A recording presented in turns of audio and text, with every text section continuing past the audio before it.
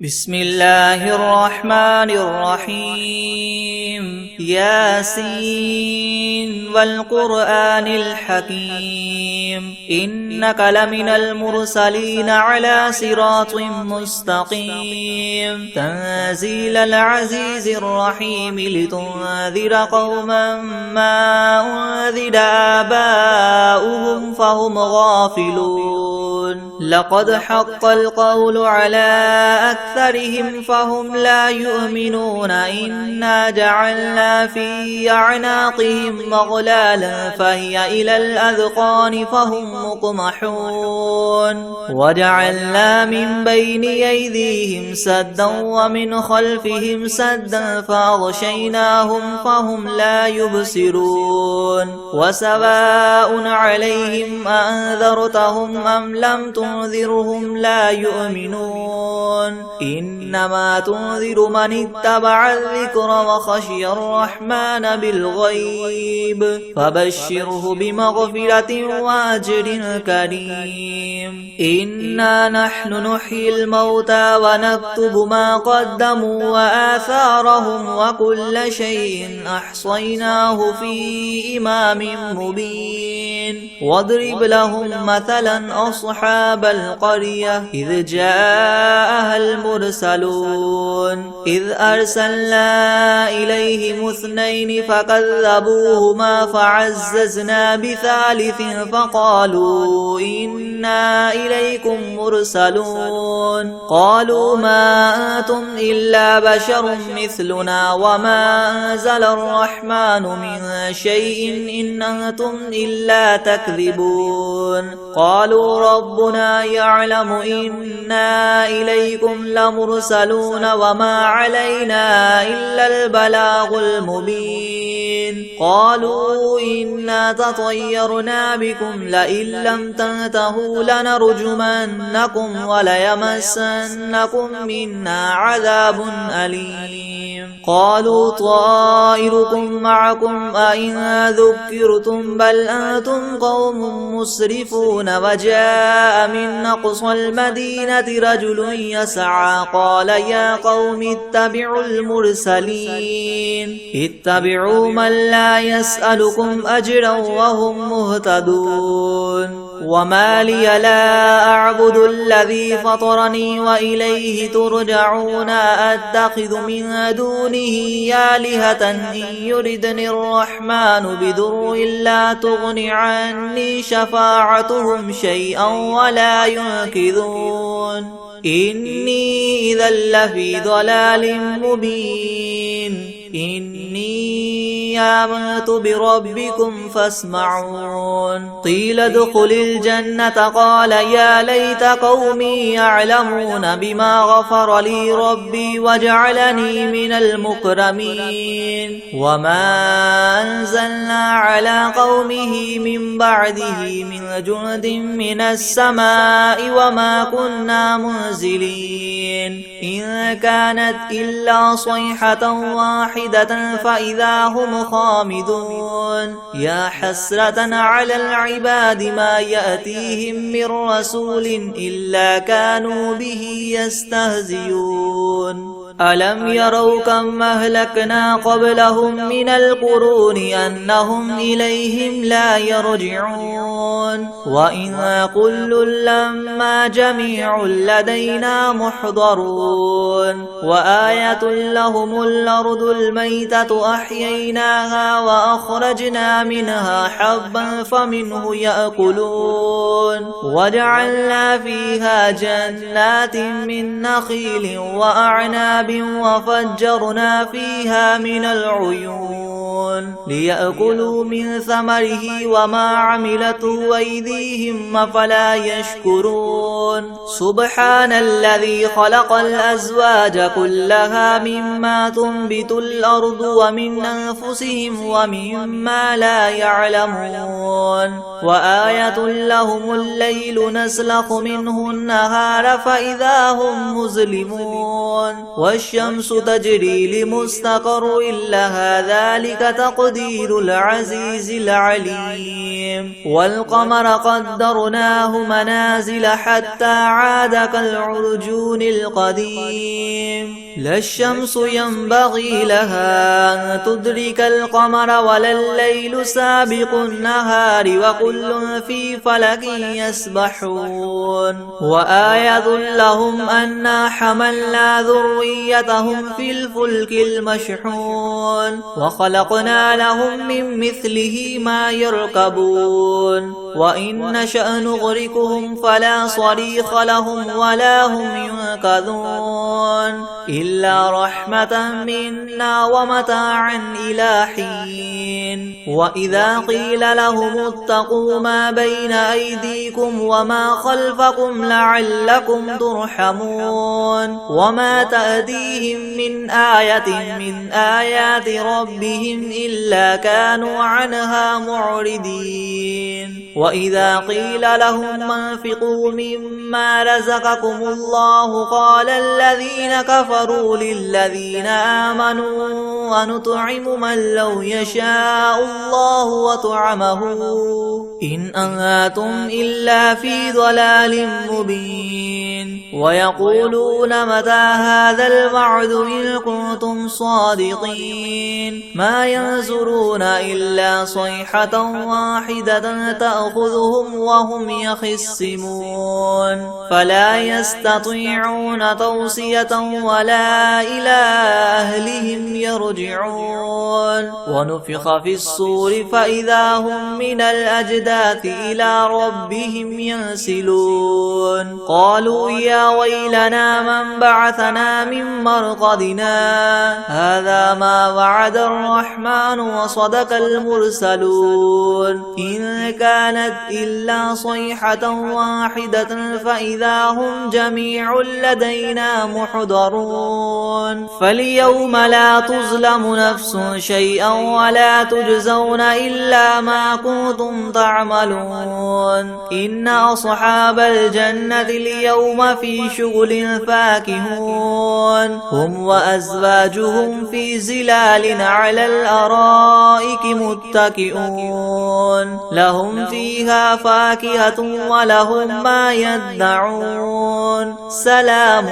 قولا من رب رحيم وامتازوا اليوم أيها المجرمون ألم أعهد إليكم يا بني آدم ألا تعبدوا الشيطان إنه لكم عدو مبين وأن اعبدوني هذا صراط مستقيم ولقد أضل منكم جبلا كثيرا فلم تكونوا تعقلون هذه جهنم التي كنتم توعدون اصلوها اليوم بما كنتم تكفرون اليوم نختم على أفواههم وتكلمنا أيديهم وتشهد أرجلهم بما كانوا يكسبون ولو نشاء لطمسنا على أعينهم فاستبقوا الصراط فأنى يبصرون ولو نشاء لمسخناهم على مكانتهم فما استطاعوا مضيا ولا يرجعون ومن نعمره ننكسه في الخلق أفلا يعقلون وما علمناه الشعر وما ينبغي له إن هو إلا ذكر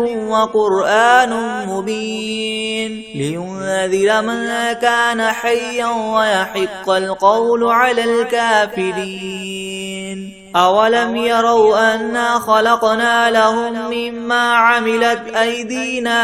أنعاما فهم لها مالكون وذللناها لهم فمنها ركوبهم ومنها يأكلون ولهم فيها منافع ومشارب أفلا يشكرون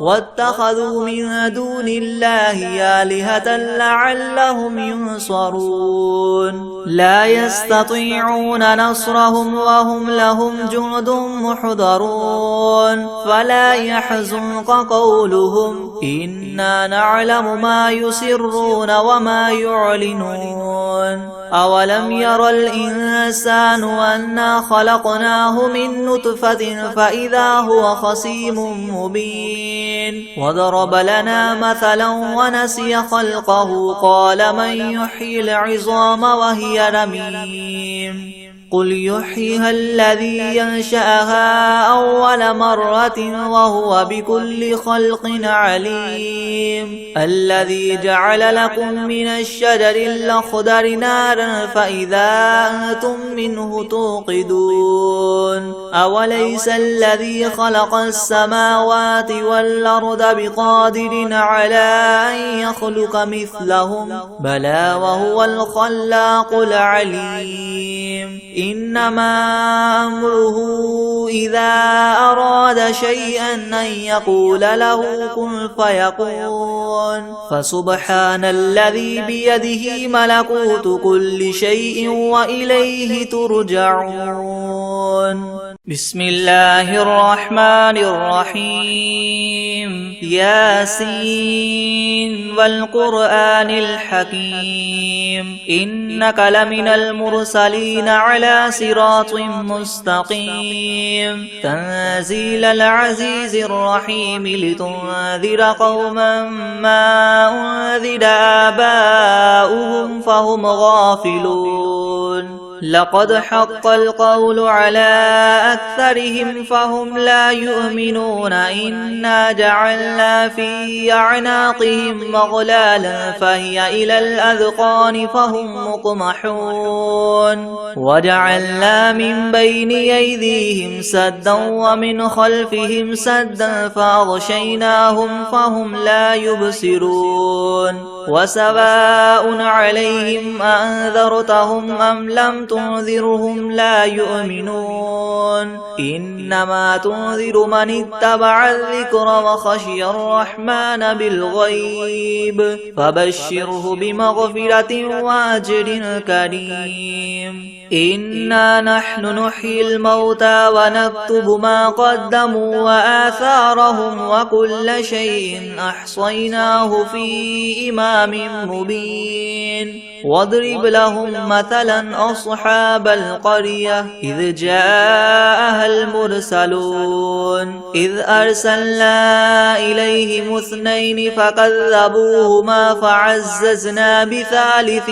فقالوا إنا إليكم مرسلون قالوا ما أنتم إلا بشر مثلنا وما أنزل الرحمن من شيء إن أنتم إلا تكذبون قالوا ربنا يعلم إنا إليكم لمرسلون وما علينا إلا البلاغ المبين قالوا إنا تطيرنا بكم لئن لم تنتهوا لنرجمنكم وليمسنكم منا عذاب أليم قالوا طائركم معكم أئن ذكرتم بل أنتم قوم مسرفون وجاء من أقصى المدينة رجل يسعى قال يا قوم اتبعوا المرسلين اتبعوا من لا يسألكم أجرا وهم مهتدون وما لي لا أعبد الذي فطرني وإليه ترجعون أتخذ من دونه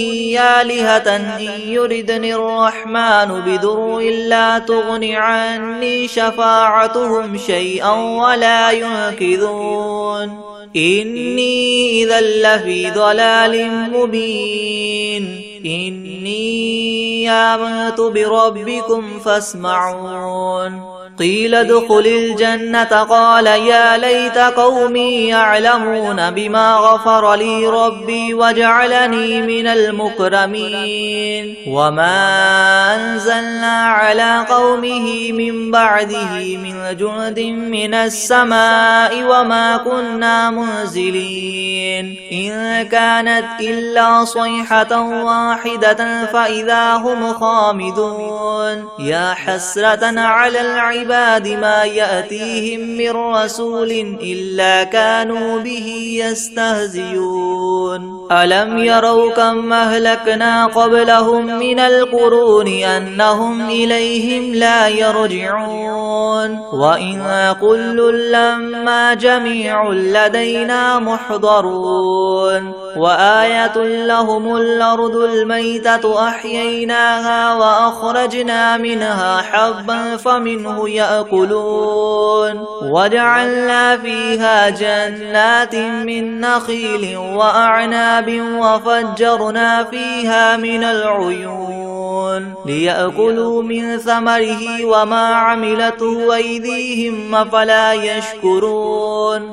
سبحان الذي خلق الأزواج كلها مما تنبت الأرض ومن أنفسهم ومما لا يعلمون وآية لهم الليل نسلخ منه النهار فإذا هم مظلمون والشمس تجري لمستقر لها ذلك تقدير العزيز العليم والقمر قدرناه منازل حتى عاد كالعرجون القديم لا الشمس ينبغي لها أن تدرك القمر ولا الليل سابق النهار وكل في فلك يسبحون وآية لهم أنا حملنا ذريتهم في الفلك المشحون وخلقنا لهم من مثله ما يركبون وإن نشأ نغرقهم فلا صريخ لهم ولا هم ينقذون إلا رحمة منا ومتاعا إلى حين وإذا قيل لهم اتقوا ما بين أيديكم وما خلفكم لعلكم ترحمون وما تأتيهم من آية من آيات ربهم إلا كانوا عنها معرضين وإذا قيل لهم انفقوا مما رزقكم الله قال الذين كفروا للذين آمنوا ونطعم من لو يشاء الله وطعمه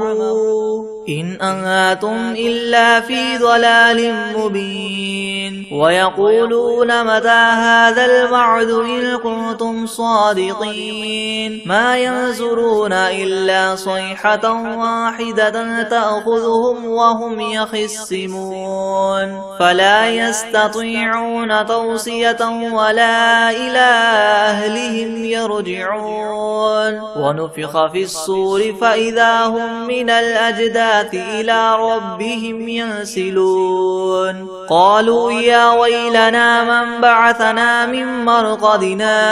هذا ما وعد الرحمن وصدق المرسلون إن كانت إلا صيحة واحدة فإذا هم جميع لدينا محضرون فاليوم لا تظلم نفس شيئا ولا تجزون إلا ما كنتم تعملون إن أصحاب الجنة اليوم في شغل فاكهون هم وأزواجهم في زلال على الأرائك متكئون لهم فيها فاكهة ولهم ما يدعون سلام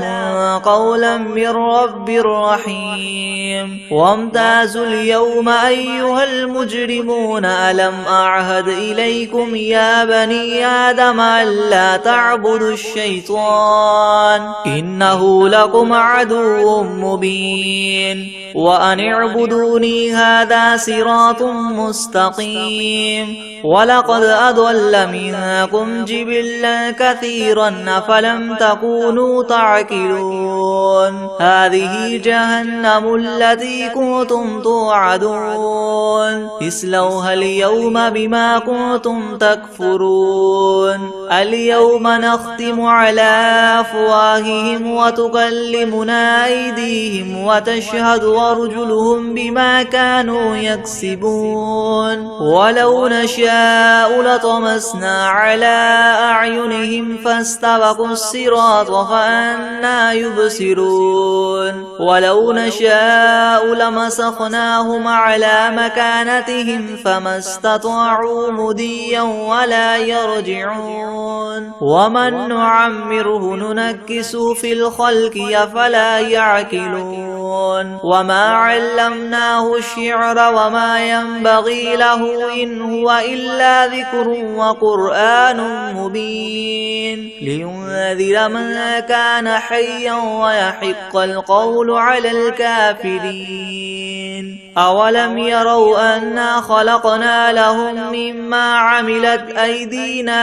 أنعاما فهم لها مالكون وذللناها لهم فمنها ركوبهم ومنها يأكلون ولهم فيها منافع ومشارب وفلا يشكرون واتخذوا من دون الله آلهة لعلهم ينصرون لا يستطيعون نصرهم وهم لهم جند محضرون فلا يحزنك قولهم إنا نعلم ما يسرون وما يعلنون أولم ير الإنسان أنا خلقناه من نطفة فإذا هو خصيم مبين وضرب لنا مثلا ونسي خلقه قال من يحيي العظام وهي رميم قل يحييها الذي ينشأها أول مرة وهو بكل خلق عليم الذي جعل لكم من الشجر الأخضر نارا فإذا أنتم منه توقدون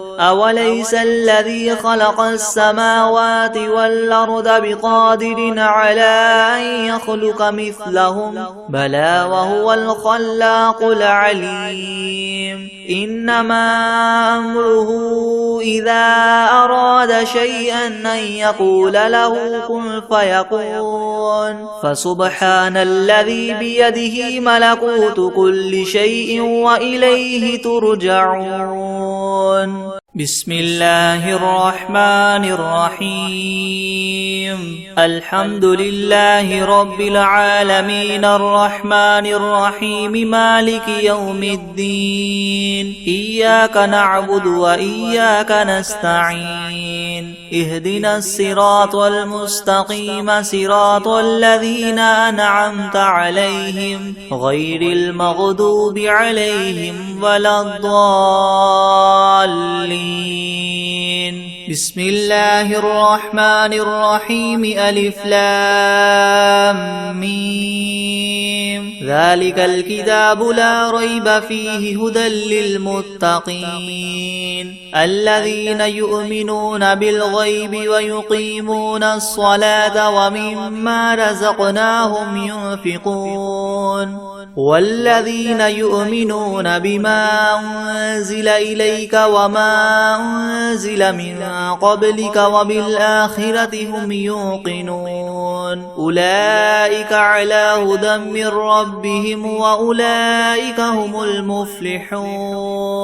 وإلهكم إله واحد لا إله إلا هو الرحمن الرحيم الله لا إله إلا هو الحي القيوم لا تأخذه سنة ولا نوم له ما في السماوات وما في الأرض من ذا الذي يشفع عنده إلا بإذنه يعلم ما بين أيديهم وما خلفهم ولا يحيطون بشيء من علمه إلا بما شاء وسع كرسيه السماوات والأرض ولا يؤوده حفظهما وهو العلي العظيم لا إكراه في الدين قد تبين الرشد من الغي فمن يكفر بالطاغوت ويؤمن بالله فقد استمسك بالعروة الوثقى لا انفصام لها والله سميع عليم الله ولي الذين آمنوا يخرجهم من الظلمات إلى النور والذين كفروا أولياؤهم الطاغوت يخرجونهم من النور إلى الظلمات أولئك أصحاب النار هم فيها خالدون لله ما في السماوات وما في الأرض وإن تبدوا ما في أنفسكم أو تخفوه يحاسبكم به الله فيغفر لمن يشاء ويعذب من يشاء والله على كل شيء قدير آمن الرسول بما أنزل إليه من ربه والمؤمنون كل آمن بالله وملائكته وكتبه ورسله لا نفرق بين أحد من رسله وقالوا سمعنا وأطعنا غفرانك ربنا وإليك المصير لا يكلف الله نفسا إلا وسعها لها ما كسبت وعليها ما اكتسبت ربنا لا تؤاخذنا إن نسينا أو أخطأنا ربنا ولا تحمل علينا إسرا كما حملته على الذين من قبلنا ربنا ولا تحملنا ما لا طاقة لنا به واعف عنا واغفر لنا وارحمنا أنت مولانا فانصرنا على القوم الكافرين شهد الله أنه لا إله إلا هو والملائكة وأولو العلم قائما بالقسط لا إله إلا هو العزيز الحكيم قل اللهم مالك الملك تؤتي الملك من تشاء وتنزع الملك ممن تشاء وتعز من تشاء وتذل من تشاء بيدك الخير إنك على كل شيء قدير تولج الليل في النهار وتولج النهار في الليل وتخرج الحي من الميت وتخرج الميت من الحي وترزق من تشاء بغير حساب إن ربكم الله الذي خلق السماوات والأرض في 6 أيام ثم استوى على العرش يغشي الليل النهار يطلبه حثيثا والشمس والقمر والنجوم مسخرات بأمره ألا له الخلق والأمر تبارك الله رب العالمين ادعوا ربكم تضرعا وخفية إنه لا يحب المعتدين ولا تفسدوا في الأرض بعد إصلاحها وادعوه خوفا وطمعا إن رحمة الله قريب من المحسنين قل ادعوا الله أو ادعوا الرحمن أيما تدعوا فله الأسماء الحسنى ولا تجهر بصلاتك ولا تخافت بها وابتغ بين ذلك سبيلا وقل الحمد لله الذي لم يتخذ ولدا ولم يكن له شريك في الملك ولم يكن له ولي من الذل وكبره تكبيرا أفحسبتم أنما خلقناكم عبثا وأنكم إلينا لا ولا ترجعون فتعالى الله الملك الحق لا إله إلا هو رب العرش الكريم ومن يدع مع الله إلها آخر لا برهان له به فإنما حسابه عند ربه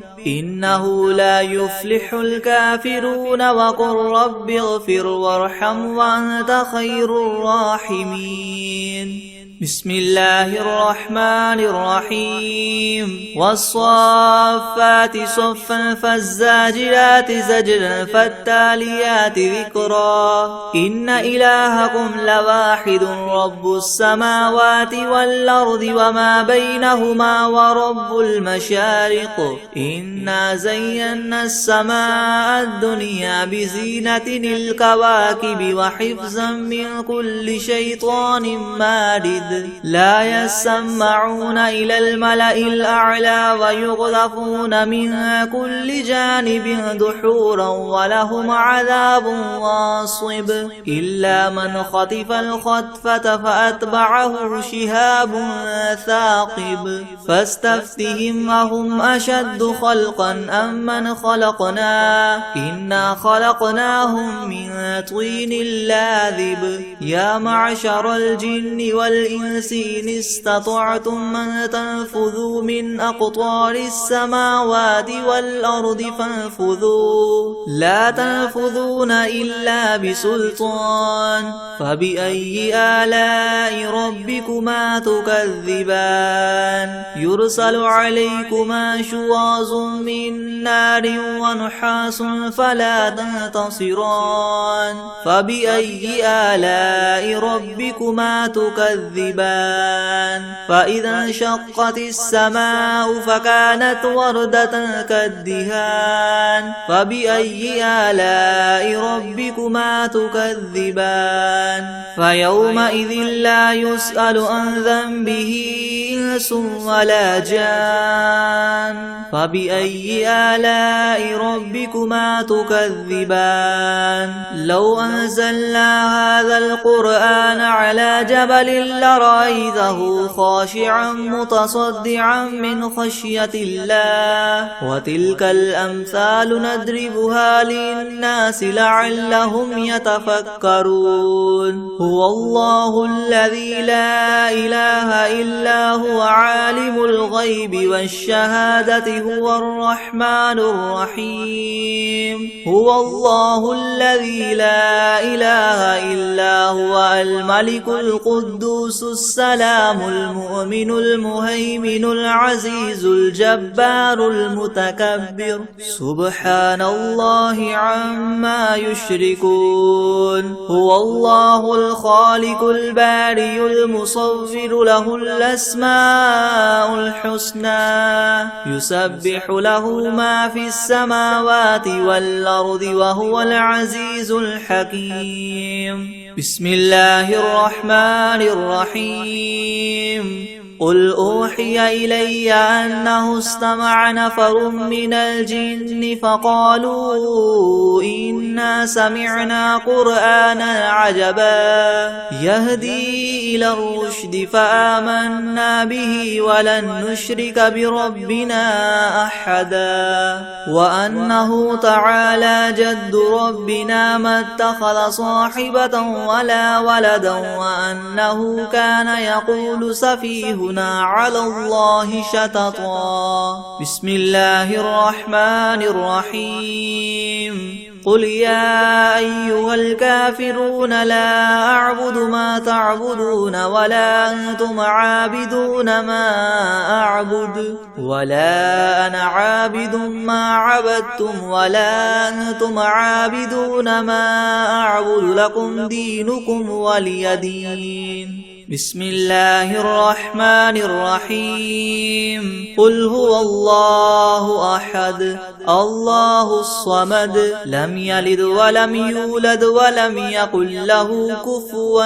أحد بسم الله الرحمن الرحيم قل أعوذ برب الفلق من شر ما خلق ومن شر غاسق إذا وقب ومن شر النفاثات في العقد ومن شر حاسد إذا حسد بسم الله الرحمن الرحيم قل أعوذ برب الناس ملك الناس إله الناس من شر الوسواس الخناس الذي يوسوس في صدور الناس من الجنة والناس بسم الله الرحمن الرحيم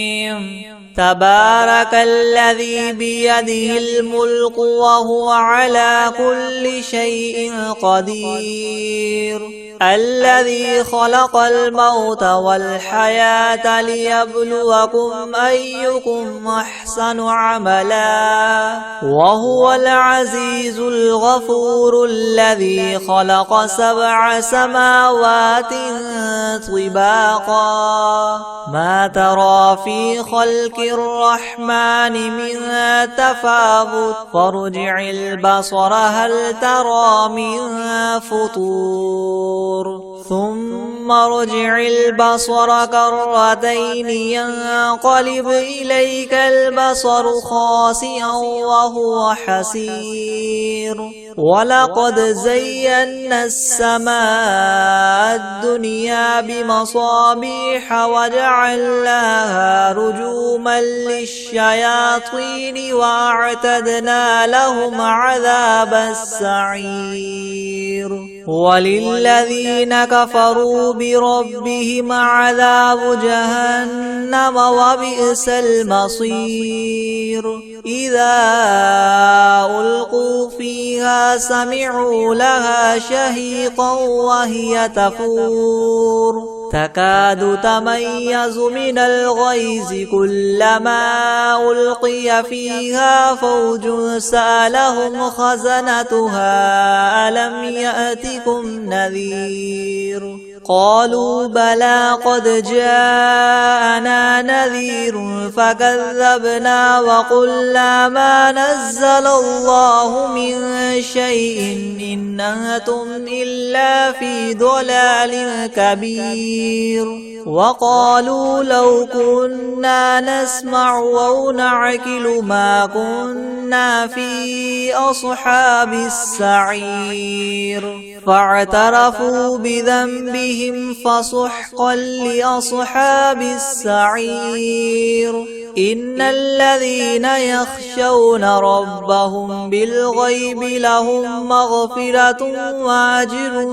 كبير وأسروا قولكم أو اجهروا به إنه عليم بذات الصدور ألا يعلم من خلق وهو اللطيف الخبير